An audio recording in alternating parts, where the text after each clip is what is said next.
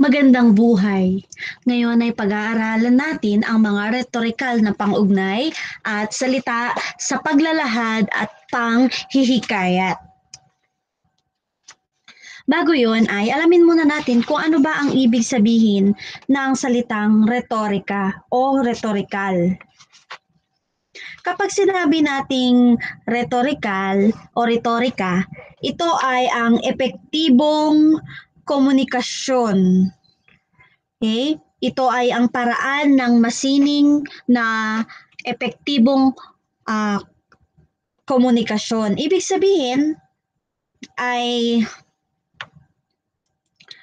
ginagawa nating masining yung paraan ng pagpapahayag nang sa ganun ay mas maging malinaw yung ating pahayag o pangungusap na binabanggit o sinasabi.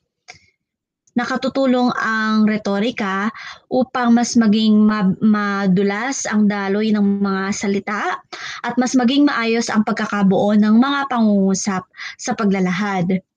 Upang makatulong sa pagkakaroon ng retorika sa loob ng pangungusap o ng paglalahad o pagsasalaysay, ay gumagamit tayo ng mga pang-ugnay. Doon ay tinalakay na natin itong mga pang-ugnay na ito. Ang mga pang-ugnay ay ang mga salita o kataga na nag-uugnay sa isang sugnay at sa isa pang sugnay upang mabuo ang pangungusap o parirala sa kapwa parirala. Ano ba ang pagkakaiba ng paglalahad at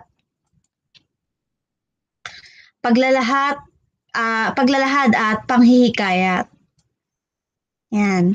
Kapag sinabi nating paglalahad, ito ay ang layuning makapagpaliwanag, magbigay ng impormasyon o kaalaman tungkol sa isang bagay, usapin o proseso. Nagbibigay ito ng kahulugan sa isang salita o ideya na nakapagpapakilala sa isang tao, bagay, lugar o nakapagpapaliwanag sa isang pangyayari. Okay. Sa makatuwid, ang paglalahad ay sadyang pagpapaliwanag. Okay? Hindi tayo nang hikayat o hindi natin iniisip dito ang opinyon ng kausap natin o ng sarili nating opinyon, bagkus ay nagsasabi lang tayo ng mga impormasyon o detalye. Okay? Samantala kapag sinabi nating panghihikayat, mayroon tayong layunin dito. Ang layunin natin ay hikayatin yung ating kausap o yung ating mambabasa na pumanig sa ating argumento. Ano ba yung argumento? Ang argumento ay ang pagiging pabor o hindi mo pabor sa isang paksa. Okay? So ang layunin natin ay hikayatin natin yung ating mambabasa na pumanig sa ating argumento, maniwala sa ating mga argumento at paano natin sila mahihikayat sa pamamagitan ng ating mga matibay na mga detalye.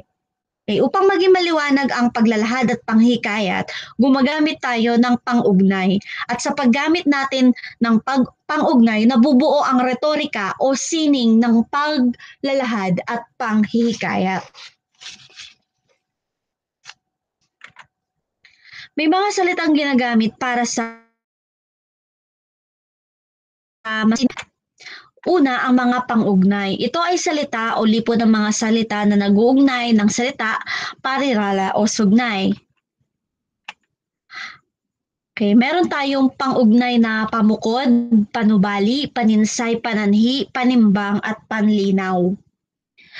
Para sa mga pang-ugnay na pamukod mula sa salitang bukod, ibukod, ihiwalay, o kaya naman ay itangi ang isang kaisipan sa isa pang kaisipan para makita natin ang pagkakaiba nito o di kaya naman ay itangi ang pagkakapareho nito. Halimbawa, isa sa mga makasaysayang puok sa Bulacan ang Baraswain Church, maging ang kuweba ng Biak na Bato. Sa pangungusap na ito, ang dalawang lugar ay nabanggit na parehong makasaysayang puok sa Bulacan.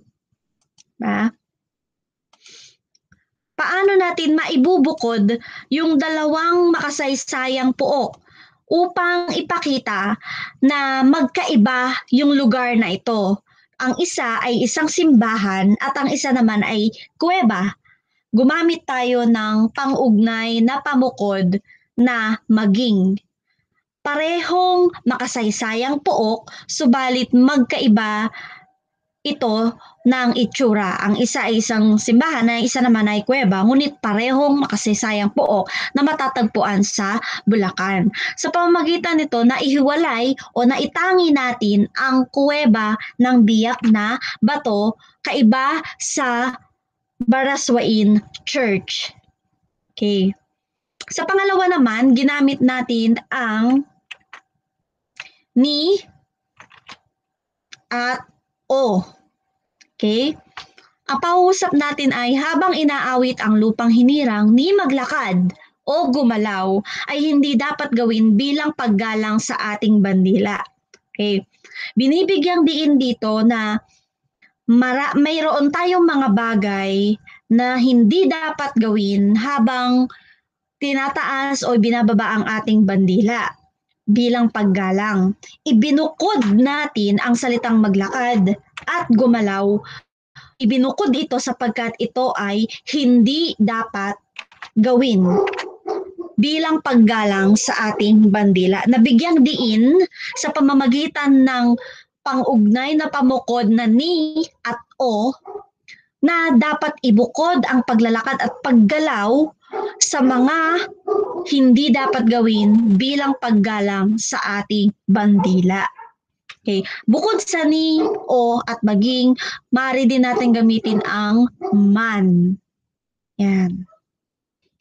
Again, para sa pangugnay na pamukod, mula sa salitang bukod, ang layunin natin sa paggamit nito ay itangi, ihiwalay o ibukod ang isang bagay o kaisipan. Para naman sa pangugnay na panubali mula sa salitang sakali. Pag tayo ay nagbabaka sakali, ibig sabihin mayroon tayong inaasahan, mayroon tayong hinihintay na mangyari batay sa kondisyon. Yan. Kagaya nga ng kahulugan nito, pag-aalinlangan, nag-aalinlangan kasi ibig sabihin hindi sigurado kasi mayroong kondisyon na isinasaad. Maaaring oo, maaaring hindi, maaaring tumuloy, maaaring hindi tumuloy, depende sa pangyayari, depende sa hinihingi ng pagkakataon, depende sa isinasaad ng kondisyon. At ang ginagamit natin para dito ay ang mga pangugnay na kung sakali, di sinsana, kapag, pag. No? Sanbawa, sasama ako sa mall kung papayagan ako ng aking nanay. So, sasama ako sa mall, pwedeng or pwedeng hindi ako sasama. Depende pa sa kondisyon. At ano yung kondisyon? Kung papayagan ako ng aking nanay. So, kung hindi ako payagan, hindi ako makakasama. So, panubali, sakali. Mula sa salitang sakali. Yan. Sa pangungusap bilang isa, gumamit tayo ng pangugnay na kung. Maaring malagpasan ng Pilipinas ang kasalukuyang krisis kung ano ang ating kondisyon, kung magkakaisa ang bawat Pilipino para sa kabutihan ng lahat. Yan. Para naman sa pangalawang pangungusap, maiiwasan ang patuloy na paglobo ng populasyon sa bansa. Kapag, yan, ano ang kondisyon upang maiwasan ang patuloy na paglobo ng populasyon sa bansa? Kapag isinagawa ng bawat pamilya ang family planning. So, yun yung kondisyon. Okay, again, panubali mula sa salitang sakali, nagsasaad ng pag-aalinlangan o di kaya ay kondisyon. Paninsay, ito ay ang pagsasalungatan, pagsasaad ng kabaligtaran ng unang kaisipan at ng ikalawang kaisipan. Kumbaga kinokontra ng ikalawang kaisipan ang unang kaisipan o di kaya naman ang unang kaisipan ay kinokontra yung ikalawang kaisipan. Kumbaga positive yung una, tapos naging negative, o kaya naman negative nung una, naging positive. Halimbawa, walang access sa internet na magagamit sa klase si Ryan. Subalit, nagbigay pa rin siya ng pagkakataong mag-aral, nabigyan pa rin siya ng pagkakataong mag-aral dahil sa mga nakalimbag na module. Okay. So sa unang bahagi ng ating pangungusap, so ito yung unang kaisipan. Walang access sa internet na magagamit sa klase, si Ryan. Kaya ano yung inaasahan natin? Dahil walang access sa internet na magagamit sa klase si Ryan, inaasahan natin na hindi siya makakapag-aral. 'Di ba? Pero sabi nga, sasalungatin ng ikalawa at unang bahagi ng pangungusap ang isa't isa. Sasalungatin yung kabaligtaran. So gamit ang pang-ugnay na subalit, nailahad natin yung kabaligtaran ng unang kaisipan. At paano ito nasalungat? Nabigyan pa rin siya ng pagkakataong mag-aral dahil sa nakalimbag na module. So yung iniisip natin kanina na hindi makakapag-aral si Ryan dahil walang internet, sinalungat ng ikalawang pangungusap dahil sa pang-ugnay na subalit. Sinalungat ito sa pamamagitan ng pagsabi, ay, makakapag-aral pa rin pala siya kasi may module. So, nagsasalungatan yung dalawang kaisipan. Dito naman, ang unang kaisipan ay maraming sumisikat na banyagang mang-aawit. Ngunit, paborito pa rin pakinggan ni Carla ang mga awiting OPM. Okay, dito naman gumamit tayo ng pang-ugnay na ngunit. So, kung ito ang unang kaisipan, ito naman ang ikalawang kaisipan. Okay, sa unang kaisipan, sinasabi rito na maraming sikat na banyagang mang-aawit. So inaasahan natin na si Carla, ang magiging paborito niya na o makikipagsabayan si Carla na umidolo sa mga banyagang mang-aawit. Maging paborito niya na yung mga banyagang mang-aawit. Pero sinalungat ito sa pamamagitan ng pagsasaad na ngunit paborito pa rin pakinggan ni Carla ang mga awiting OPM. Kumbaga, sa halip na maging paborito niya yung mga sikat na banyagang mga awit, naging paborito niya pa o mas naging paborito niya ang mga awiting lokal o OPM. Pag sinabi natin OPM, Original Filipino Music. Okay, so sa paninsay, ang layunin to ay magsalungatan ang una at ikalawang bahagi o kaisipan ng pangungusap. Pananhi, mula sa salitang sanhi, nagsasaad ito ng dahilan kung bakit naganap ang isang kilos. Ginagamit natin ang dahil sa, sanhi sa, sapagkat o mangyari. So ito ay natalakay ko na sa Module 1, sanhi at bunga. Okay? Mayaman sa mga wika ang Pilipinas. Sa anong dahilan o bakit mayaman sa mga wika ang Pilipinas? Okay, sapagkat mayroong mahigit sa 130 sinasalitang wika sa bansa. Dinarayo ang Pilipinas ng mga turista mula sa iba't ibang panig ng mundo. Bakit dinarayo ang Pilipinas ng mga turista mula sa iba't ibang panig ng mundo? Dahil sa makukulay at magagarbo nating pagdiriwang ng kapistahan. So sinasaad yung dahilan, sumasagot sa tanong na bakit gamit ang mga pang-ugnay na dahil sa, sanhisa, sapagkat o mangyari. Pananhi. Panimbang, mula sa salitang timbang, mula sa salitang pagdadagdag, pagdaragdag. So kaya ginamit dito ay ang salitang nagdaragdag ng impormasyon o ideya at kaisipan kabilang ang mga salitang at, saka, pati o kaya. Ayan. So pag sinabi nating panimbang, mula sa timbang, pagdaragdag, pagtitimbang ng mga impormasyon o ideya, ito ay ang paglalagay ng isa pang ideya na kaugnay o may kaugnayan sa naunang ideya. Halimbawa, dito sa unang pangungusap, pangunahing industriya sa Bulacan ang pagsasaka. So ito yung unang kaisipan.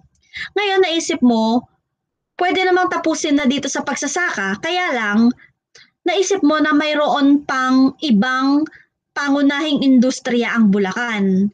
So sa halip na tapusin ito sa pagsasaka, nagdagdag ka ng iba pang ideyang may kaugnayan sa naunang kaisipan. Ha? May kaugnayan yung pagtatanim at paggawa ng world-class na muebles. Ano yung kaugnayan nito sa isa't isa? Pareho itong tumutukoy sa pangunahing industriya ng Bulacan. Diba? So gumamit tayo ng at upang idagdag ang pagtatanim at gumamit din tayo ng pati upang idagdag ang world-class na muebles. So yung dalawang pinagsamang kaisipan ay naging buo o ganap na. Kung sa paninsay, nagkokontrahan, sa panimbang, nagsasama o nabubuo yung dalawang bahagi ng pangungusap. Dito naman sa letter B, kilala ang Bulacan sa mga masasarap nitong pampasalubong tulad ng pastillas, inipit at minasa. Okay. Dito naman gumamit tayo ng at bilang pagdaragdag sa salitang minasa. Dahil naisip natin hindi lang pastillas at inipit ang masasarap na pasalubong mula sa Bulacan. Maging minasa ay sikat din na pampasalubong mula sa Bulacan. Okay, sa module na ito, tinawag itong pang-ugnay na panimbang. Sa ibang aklat na aking nabasa, mayroong ibang tawag dito sa pang-ugnay na panimbang. Okay, so may nabasa ako, ang tawag ay paningit. Paningit. Ganon din ang gamit niya, pagdadagdag, pagsisingit o paglalagay ng dagdag na ideya. Yung akala mo tapos na yung pangusap pero may naisip ka pang may kaugnayan sa nauna mong sinabing ideya, nagsingit ka ng isang ideya pa. So tinawag itong paningit. Okay. So dito sa module, ang tawag ay panimbang. So sa ibang libro na nabasa ko, ang tawag ay mga paningit. Okay, panlinaw. Ito ay nagpapaliwanag ng kabuuan ng isang binabanggit na ideya. Okay, nagpapaliwanag ng bahagi o kabuuan ng isang binabanggit na ideya o di kaya naman ay kinahinatnan o bunga ng isang aksyon o kilos. Okay, pagka sinabi nating nililiwanag o nagpapaliwanag ng bahagi ng kabuuan ng isang binabanggit na ideya. Halimbawa, sa umpisa ng pangungusap mo, sinabi mo, si Ana ay mahilig manood ng K-drama, nagdadamit na parang Koreano, nagfa-follow sa mga page ng mga K-pop stars. Kung kaya or kung gayon or kaya sa makatuwid si Ana ay isang K-pop fan. Okay, so yung mga nauna kong sinabi, niliwanag o nilinaw yung kabuuan sa pamamagitan ng pag-summarize o pagbubuod sa dulo sa pangalawang kaisipan. So sa halip na sabihin ko lang na si Ana ay K-pop star, ay K-pop fan, yung mga detalye niya sa nauna na ang dami-dami, inipon tapos binuod siya sa isang kaisipan lamang. Nilinaw kumbaga yung una mong pahayag. Yun. Pwede rin na gamitin ang mga panlinaw sa pagsasaad ng bunga o kinahinatnan ng aksyon o pangyayari. Katulad ito ng mga ginamit natin sa sanhi at bunga. So gumagamit tayo ng kung kaya, kung gayon, o kaya. Dawa, nagsikap si Teresa sa kanyang pag-aaral. Kung kaya, nakamit niya ang pangarap na maging isang guro. Kaya ano ang naging bunga ng pagsisikap sa pag-aaral ni Teresa? Nakamit niya ang pangarap niyang maging isang guro. Okay. Lumikha ang Department of Education ng iba't ibang paraan sa paghahatid ng edukasyon. Kung gayon, may pagpapatuloy ang pag-aaral kahit nasa bahay. Okay, correct natin tong pag-aaral. Ang pag-aaral ay dapat may gitling. Okay. Dapat may gitling yan. Okay. Lumikha ang Department of Education ng iba't ibang paraan sa paghahatid ng edukasyon. Okay. Ano ang naging resulta ng paglikha ng iba't ibang paraan sa paghahatid ng edukasyon ng DepEd? May pagpapatuloy ang pag-aaral kahit nasa bahay. Okay. Meron din naman tayong mga ginagamit ng pang-ugnay tulad ng mga pang-uring pamilang. Okay, maraming halimbawa o uri ang pang-uring pamilang. Meron tayong tinatawag na patakaran. So, sasabihin ko lang to. Okay, patakaran. panunuran. Okay, baguhin ko yung panunuran.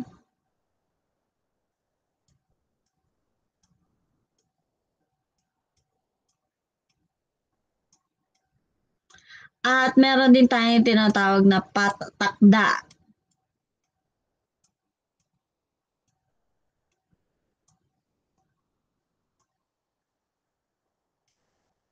Okay.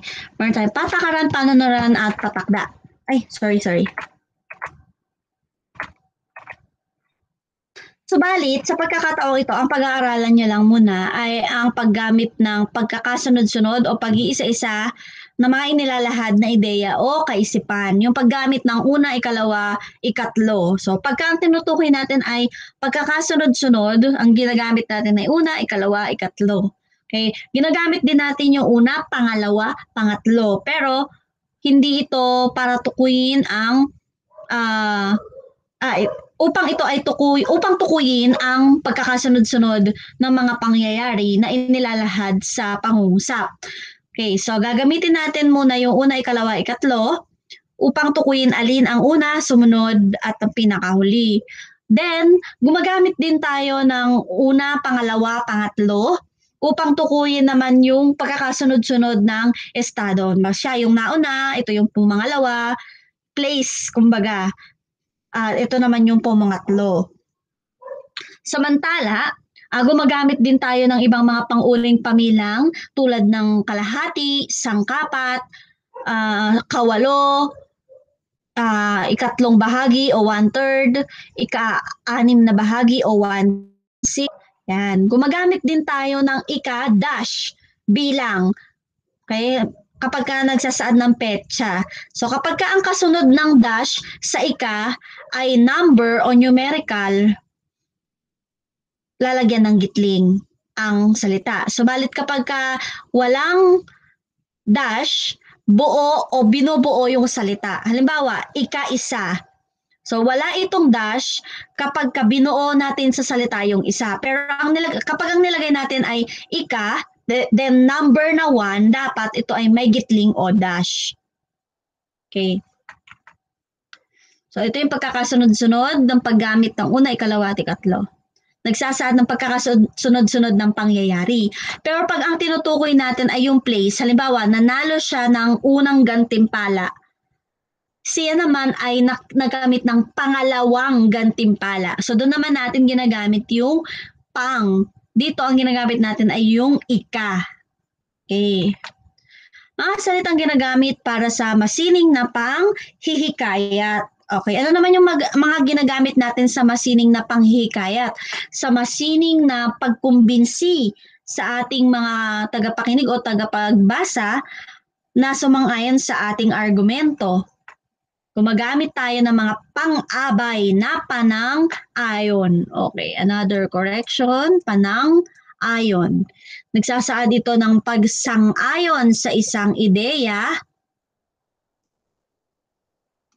Nagsasaad ito ng pagsang-ayon sa isang ideya, kaisipan o pahayag. Epektibo itong gamitin sa panghihikayat dahil nagpapahayag ito ng argumento na maaaring suportahan ng mga datos at impormasyon. Katulad ng oo, tunay, sadya, totoo at talaga. Halimbawa, totoong napapanahon na ang pagpapasa ng isang batas na magtatakda ng libreng access sa mga edukasyonal na website gamit ang internet. Ano ang pinatotohanan o ano yung argumento o paksa sa pangungusap? Ang pinatotohanan ay ang pagpapasa.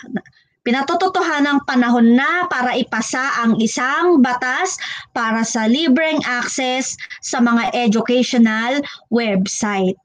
Dito naman, ano ang pinapatotohanan na sadyang malaki ang ambag ng pagbabasa ng libro para sa kakayahang umunawa ng isang bata. Okay, so yun naman yung paksa o yung argumento ng pangungusap. So, binibigyang diin lalo yung salitang napapanahon ng pagpapasa ng batas at yung malaki ambag ng pagbabasa gamit yung pang-abay na totoong at sadyang. Kapag kasi tinanong, gaano ka totoo? Totoong totoo. Gaano kalaki ang ambag? Sadyang malaki ang ambag ng pagbabasa ng mga libro sa pag-unawa o pang-unawa ng isang bata. Okay? So yun yung gamit ng pang-abay. Nabibigyang diin lalo yung pagsang-ayon doon sa argumento at nakatutulong ito para makahikayat ka ng mambabasa, ba? Kasi syempre pag tinanong ka, gaano ba 'to kapana-panahon ang pagpapasa ng batas na 'yan? Totoong napapanahon na ngayon, kailangan na talaga ngayon, ha? So 'yun. Meron ba kayong tanong? Okay, kung wala na, maraming salamat. Nawa ay marami kayong natutuhan sa Module 3, mga rhetorical na pang-ugnay o salitang ginagamit sa paglalahad at panghihikayat. Bye-bye!